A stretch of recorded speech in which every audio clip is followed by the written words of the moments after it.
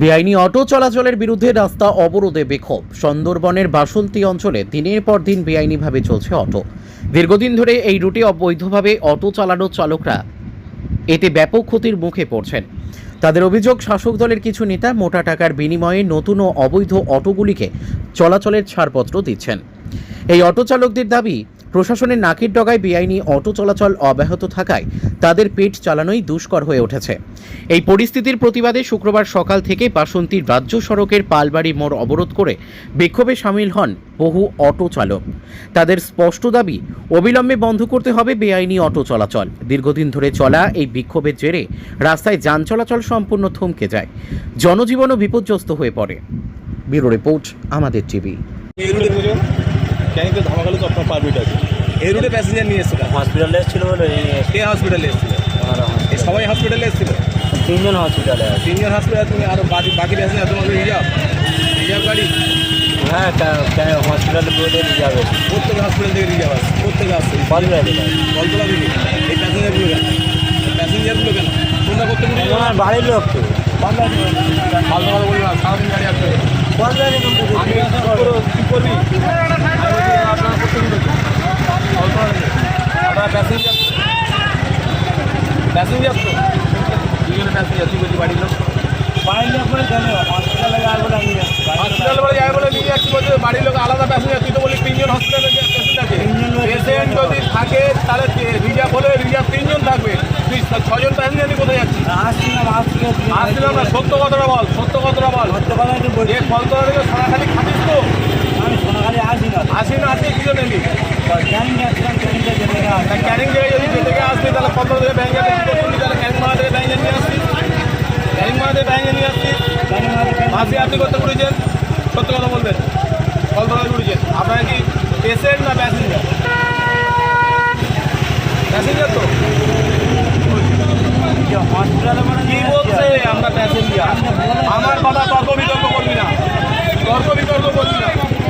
ভরত গড়মা এই রুটে তুমি চালাচ্ছ, মানে ছিল ক্যানিং যাবো, নিয়ে এসেছি, এখন 3 টাকা নিয়ে আমার ছেড়ে দিয়ে। মানে এই রুটে তো ঢোকা তো বেআইনি আপনার, যেহেতু আপনার এই রুটে পারমিট নেই।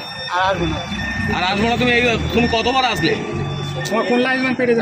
কে নিয়েছে টাকাটা? কে নিয়েছে বলো? নাম জানি না, লোমামতো 3 জন ডিউটি করছে, একজন নিয়ে টাকা নিয়ে ভর্তি করেছে? না, টাকা নিয়ে ছেড়ে দিয়েছে, 20 টাকা করে দিয়ে। মানে টাকা নিচ্ছে কারা? পুলিশের লোকজন? না, ওই লাইনম্যান আছে, লাইসেন্স লোকজন, মানে বেআইনি ভাবে তো ঢোকাচ্ছে আপনাকে। আপনার নাম? জামাল দাস। কিসের দাবিতে আপনাদের? আজকে আমাদের দাবি হলো 48 নম্বর রুটে, আমরা যে রুটে বসেছি আজকের আন্দোলনে, এটা 48 নম্বর রুট।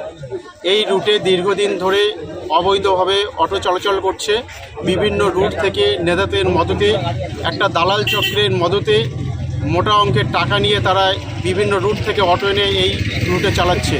তার দাবিতে আমরা আজকের পথে নেমেছি।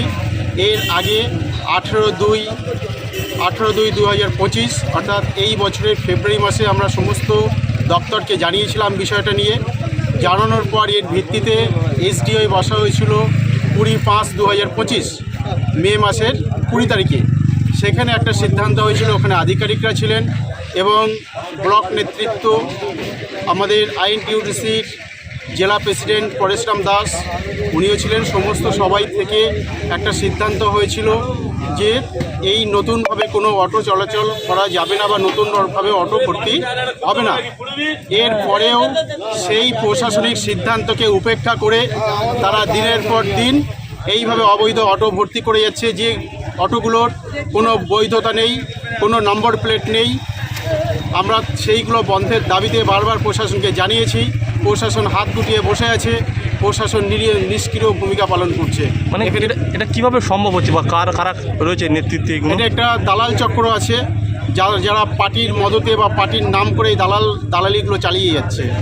আমরা তার প্রতিবাদে আজকে পথে নেমেছি। কোন পার্টির নাম করে চালাচ্ছে? এটা রাজনৈতিক দলের নাম ওইভাবে হচ্ছে, আমরা ঠিকভাবে বলতে যাচ্ছি না, কারণ পার্টির তো হচ্ছে তারা যারা আছে তারা তো হচ্ছে একটা দালাল চক্র। অ্যাকচুয়ালি দালালের তো কোনো পার্টি হয় না। এরা বিভিন্নভাবে আরটিওকে প্রভাবিত করে সেখান থেকে অন্য রুটের পারমিট নিয়ে তারা অটোগুলোকে এখানে ভর্তি করে দিচ্ছে। আপনার নাম? আমার নাম তন্ময় হাউলি, আমি 48 নম্বর রুটের একজন অটো মালিক।